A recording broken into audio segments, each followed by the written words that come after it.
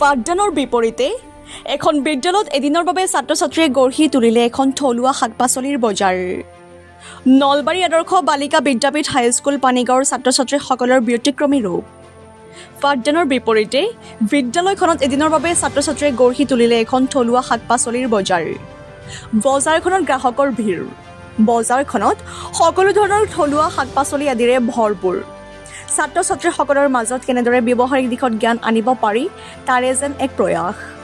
তাৰোপৰি কেনেদৰে কৃষি বিপ্লৱ ঘটাই দেশ উন্নয়ন কৰিব পাৰি সেই উদ্দেশ্যে ছাত্ৰ ছাত্ৰীসকলৰ মাজত এক সজাগতাই মূল উদ্দেশ্য আজিৰ এই বজাৰখন।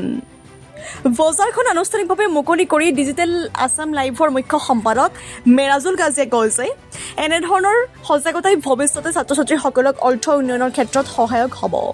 আনহাতে বিদ্যালয়খনৰ শিক্ষক শিক্ষয়িত্ৰীৰ লগতে ছাত্ৰ ছাত্ৰীসকলৰ এনেকুৱা ধৰণৰ পদক্ষেপক স্থানীয় লোকে প্ৰশংসা কৰিছে। News desk report, digital Assam live.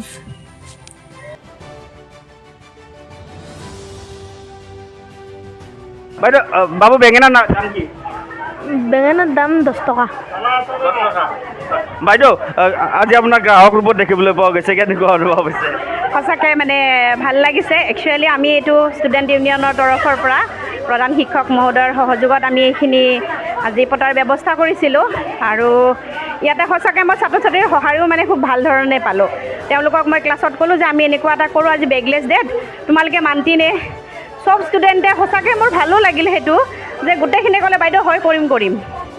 তাৰপিছত মই প্ৰধান শিক্ষক মহোদয়ৰ পাৰ্মিশ্যন ল'লোঁ। ছাৰে ক'লে ঠিক আছে, এনেকুৱা এটা যদি তুমি ব্যতিক্ৰমী কৰিব বিচাৰিছা মই তাতে ফুল ছাপোৰ্ট আছে। আৰু সঁচাকৈ আজি আপোনালোকে দেখিছে ছাত্ৰ ছাত্ৰীয়ে কেনেকৈ মানে গাঁৱলীয়া বস্তু, সকলো গাঁৱলীয়া শাক পাচলি ঘৰৰ বস্তুখিনিয়ে লৈ আহিছে আৰু বিক্ৰীও হৈছে। তেওঁলোক উৎফুল্লিত, তেওঁলোকে যে ইয়াৰ পৰা কিবা এটা আৰ্নিং কৰিব পাৰিছে সেইটো সঁচাকৈ তেওঁলোকৰ মানে খুব ভাল লাগিছে। আৰু লগতে মই এই চেগতে আমাৰ ডিজিটেল আছাম লাইভকো মই মোৰ ফালৰ পৰা ধন্যবাদ জ্ঞাপন কৰিছোঁ। আজি আচলতে 9 তাৰিখ বেগলেছ ডে।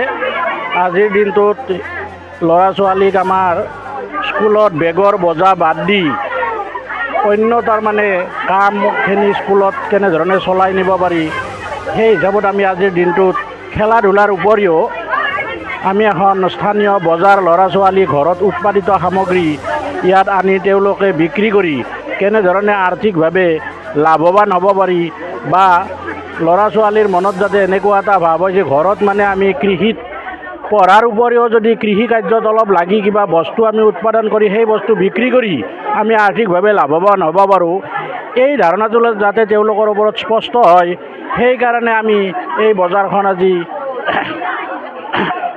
আৰম্ভ কৰিছোঁ, যাতে ল'ৰা ছোৱালীখিনিৰ মনত কৃষিৰ প্ৰতি আজিকালি তাৰমানে অকল যি পঢ়া শুনা কৰি চাকৰিয়াই পাব তেনেকুৱা নহয়, চাকৰি অবিহনেও যি আমি বিভিন্ন ধৰণৰ খেতি বাতি বা ব্যৱসায় বাণিজ্য কৰিও যি ল'ৰা ছোৱালী তাৰমানে স্বাৱলম্বী হ'ব পাৰে সেই ধাৰণাটো তেওঁলোকৰ মনত অহাৰ কাৰণে আমি এই বজাৰৰ পদক্ষেপটো লৈছোঁ।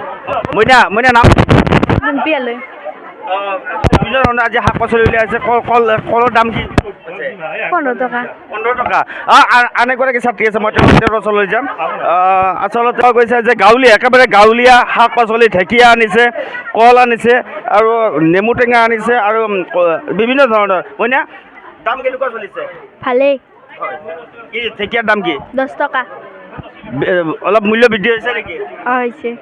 কি ক'ব মূল্য বৃদ্ধিৰ ক্ষেত্ৰত? কি ক'ব চৰকাৰে কিবা ক'ব? পাচলিবোৰৰ দাম কমাব লাগে।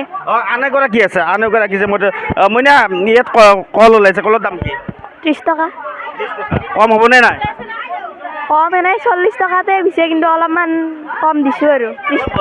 দাম বেছি হৈছে নেকি বাৰু? গাঁৱত আছেনে নাই? গাঁৱত পাইছেনে নাই? পাইছোঁ।